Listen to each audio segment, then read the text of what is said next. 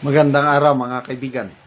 Bigyan natin ng reaksyon, opinion itong post Masang Pilipino. Title, Gadon, hinamon si BP Sara na magtawag ng rally sa EDSA at patunayan ang galit ng mga Pilipino. Hinamon ni Larry Gadon si BP Sara Duterte na magtawag ng rally sa EDSA upang umano'y mapatunayan kung totoo ang sinasabi nitong maraming Pilipino ang galit sa pagkakaaresto ng kanyang ama na si dating Pangulong Rodrigo Duterte. Ayon kay Gadon, dapat anyayahan ng Vice Presidente ang mga umano'y galit na mamamayan upang makita kung may sapat na suporta para sa isang malaking pagkilos. Sabi niya, hinahamon kita ngayon, BP Sara. Magtawag ka ngayon ng rally dyan sa EDSA. Tawagin mo ng lahat ang mga galit na Pilipino. Tignan natin kung merong pang kakampi sa iyo. Iginit din niya na abala umano ang karamihan sa mga Pilipino sa kanilang pang-araw-araw na pamumuhay kaya hindi aniya ito gaanong pinapansin. Okay. So, to me, wag nang pansinin yung Larry Gadon na yan. Nagpapapansin lang yan. Parang baka patibong. Hindi naman kailangan magtawag ng rally si BP Sara. Okay. Malapit na ang birthday ni Pangulong Duterte. Mayo ba yung birthday niya? I'm not sure Dahil tingnan ko yung birthday. Okay, ang birthday ni Tatay Digong is March 28. Malapit na. Bakit ko nabanggit ang birthday? Yang sinasabi ni Larry Gadon na patunayan ni BP Sara, yung galit na Pilipino, napatunayan na noong March 28 last year. Pinakamalaking gathering sa buong mundo. Mr. Gadon. Iba't ibang panig ng Pilipinas, iba't ibang panig ng mundo, nagtipon ang mga galit na Pilipino. Millions.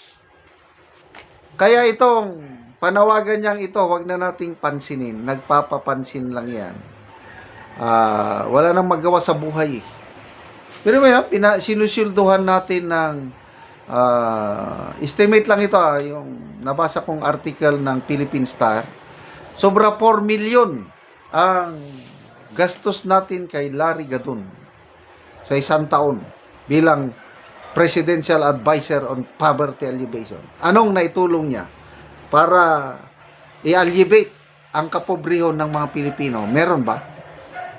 Wala. Puros pagsasalita. Mas mabuti pa siguro, ang kanyang designation is Presidential Advisor on Political Affairs. Diyan siya magaling sa politika O Presidential Advisor on Duterte Concern. Poverty alleviation. Ano bang naitulong nito sa poverty alleviation? Maalala ko tuloy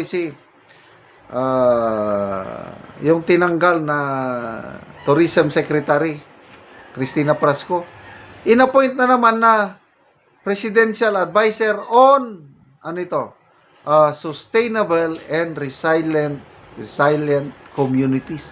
So parang rin yan, poverty alleviation. Nag-create na naman ng isang posisyon na gagastos na naman tayo. Yan ang style ng Pangulo ngayon na nananawagan ng magtipid tayo. Paano ka magtitipid na nag-create ka ng posisyon para lang mapagbigyan mo ang isang political patron ninyo na katulong sa inyo nung election nung 2022 at gusto nyo na naman ang tulong nila sa 2028 kaya tinanggal, binigyan pa rin ng posisyon. Sino ang gagastos? Magsweldo sa posisyon na yun? Tayo na naman. Yan ang style PBBM. Mahilig magbigay. Mr. Gadon, wag ka nang aasa na pagbibigyan ka ni BP Sara. No match ka. Hindi ka ka-level ni BP Sara. Disbarred lawyer ka nga Ang BP Sara namin, batikang abogada, qualified to become a judge. Kaya, basa tayo. Ang nag-react, 63,000 ang nag-react, 50,000 ang tumatawa, 5,200 ang galit, 6,000 lang ang nag-like kay Gadon. Anong percentage? Nasa 95% galit or tumatawa kay Gadon. Wala ka nang, tignan mo Gadon, itong reaksyon ng taong bayan. O, comments. Dario Salupan, dakog mata, hapit na gyud nilugsot. Malaki daw ang mata.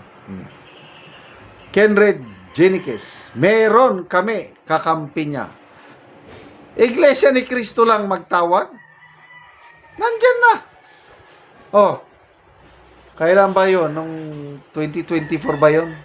Nagtawag ang Iglesia ni Cristo ng Rally for Peace, sabi nila. Kailang panawagan para huwag matuloy ang impeachment ni BP Sara. Ilang milyon ang nagpakita?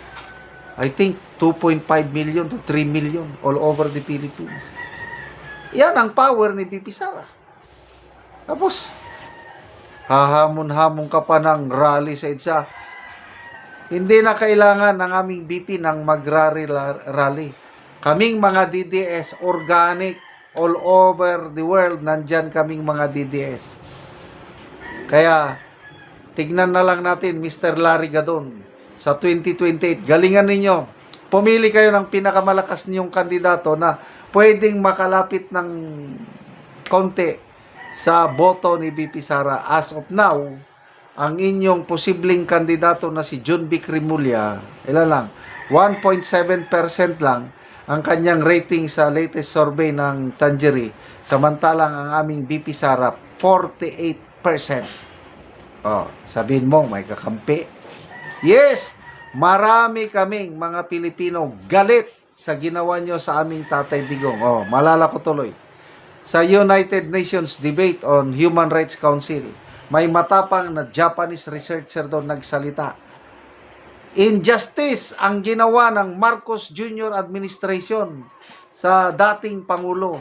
Lumaban siya ng todo para sa kapakanan ng kanyang mga kababayan, lumaban sa pinagbabawal na gamot. Ngayon, political persecution ang ginawa. Salamat kay Mr. Fujiki ng Japan. Salamat mga kaibigan sa inyong pagsubaybay sa ating channel.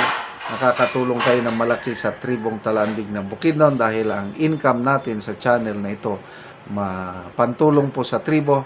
Namimigay tayo ng libreng yero at pako para makapagpatayo sila ng mas maayos na tirahan. Panoorin nyo ang video na ito. Ang natagaan na mo og yero, so mag-atop na ni siya karon.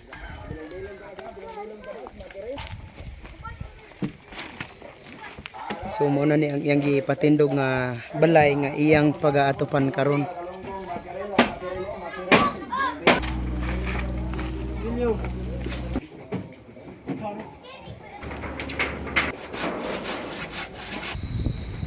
Ayo. Jangan mapilok ya.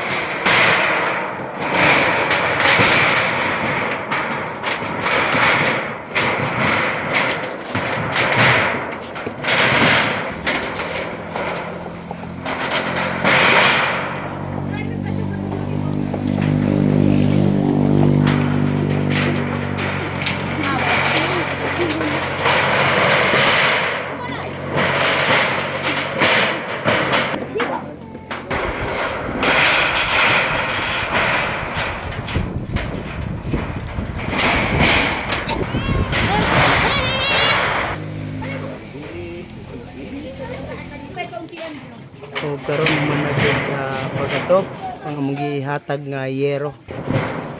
Salamat kayo sa Ginoo, agiog. Salamat pud kayo sa nagtabang pinaagi ni ining hero karon nga akong ginaatop diri sa akong gihimong abo kay pila na ni ka panahon nga akong patindog siya aya pag ginako na atupan tungod kay naay nitabang sa kuha pinaagi ni Sir Makanas og sinaagi sa nagtabang sa YouTube nga makaatop mi ang mga pobre kay ang among sitwasyon kay mtang namo kami mga pobre maka na doon nami paningkamot pero igo ra gid taon sa among mga pagkaon. Salamat kayo sa supporter niini aning pagtabang sa mga tao nga kabus sama nako ug manginaot ko nga daghan pa ang matabangan nila og dating Salamat kaayo. Salamat.